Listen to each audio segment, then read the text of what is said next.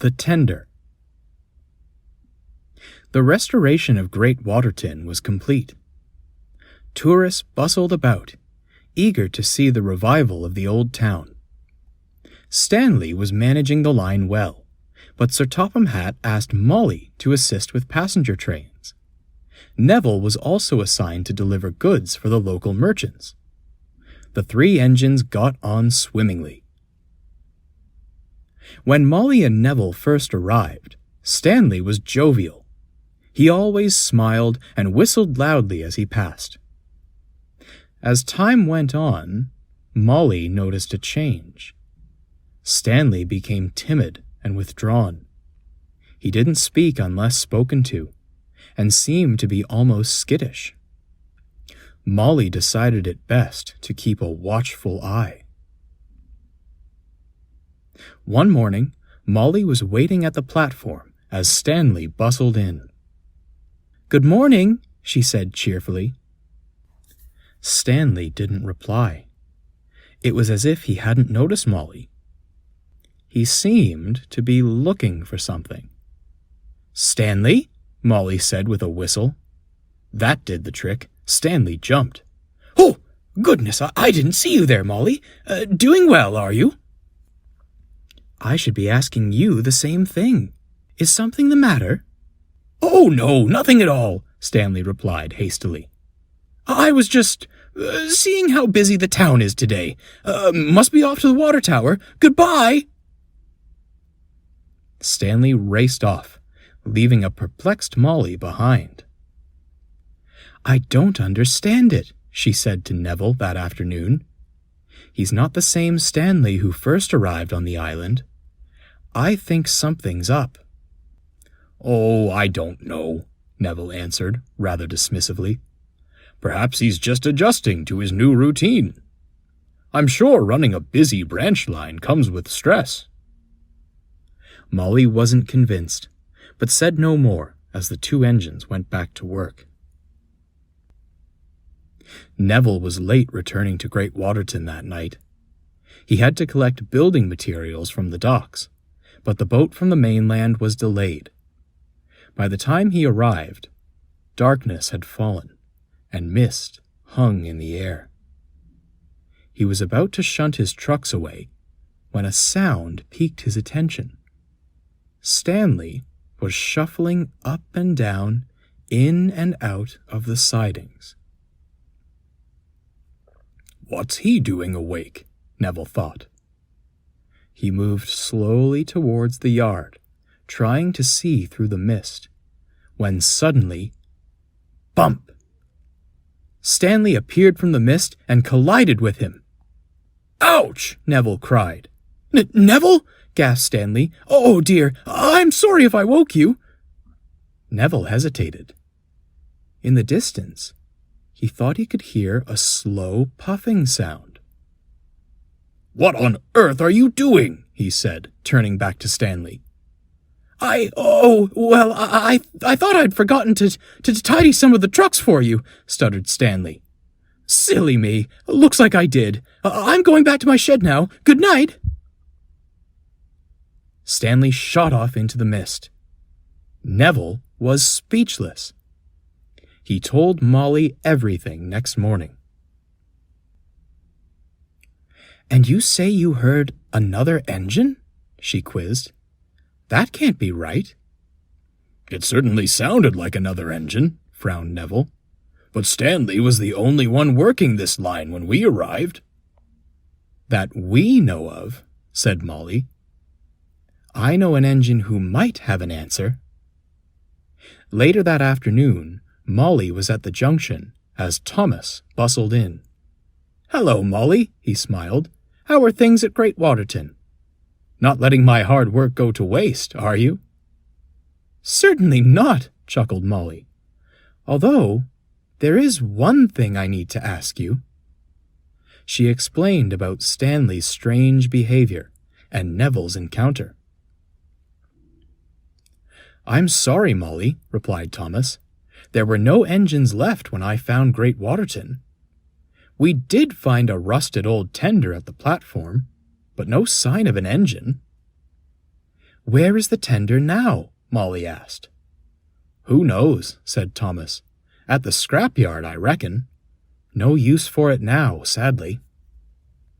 Maybe that's what Stanley's looking for, cried Molly. I must talk to him. Thank you, Thomas. Molly raced away with her passengers. She tried to find Stanley all day, but to no avail. She made a plan, one which could only happen at night. When darkness fell, Molly crept towards Stanley's shed. The mist hung low again, and everything looked spooky. She wished Neville was coming with her, but he'd been called away to collect a special load.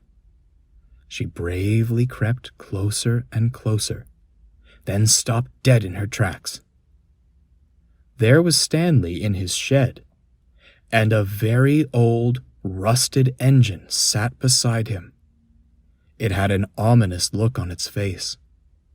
Molly wasn't sure if it was the mist, but it was as if she could see right through it.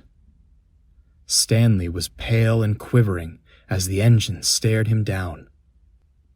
Where is it?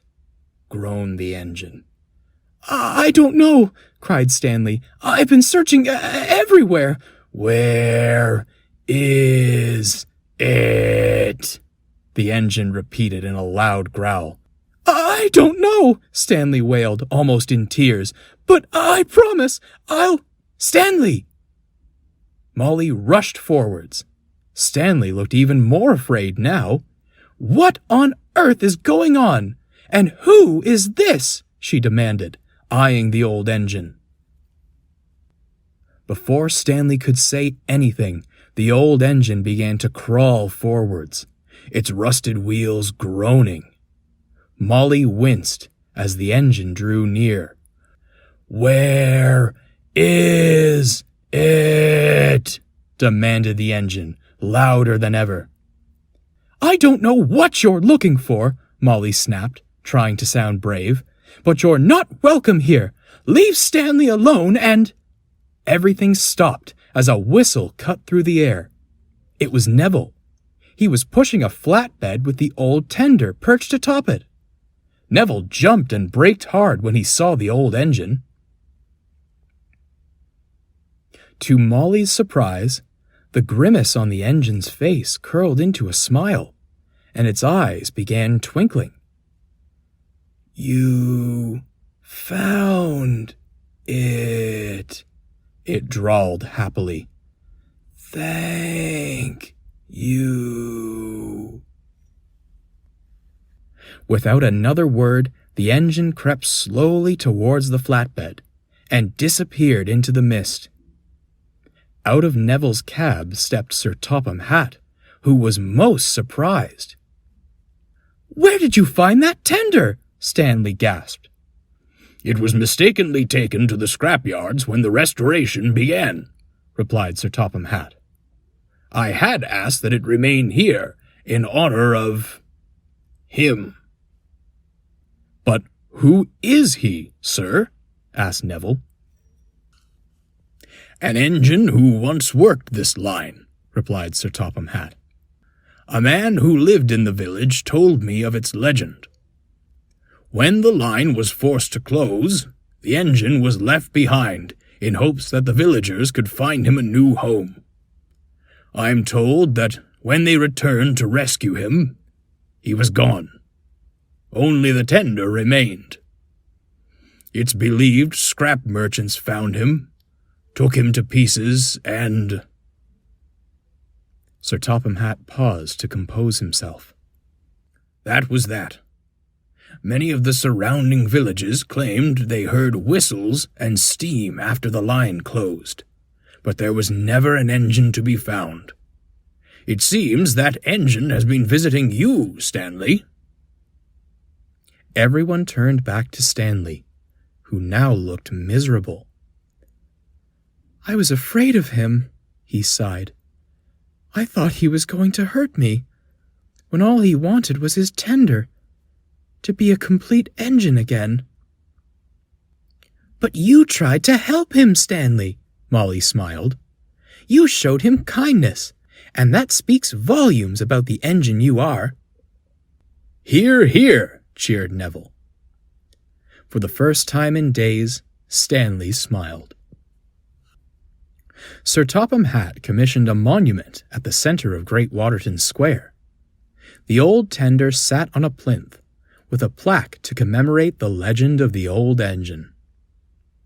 The other engines can see it from the platform. They all give cheerful whistles as they pass by, but no one whistles louder or longer than Stanley.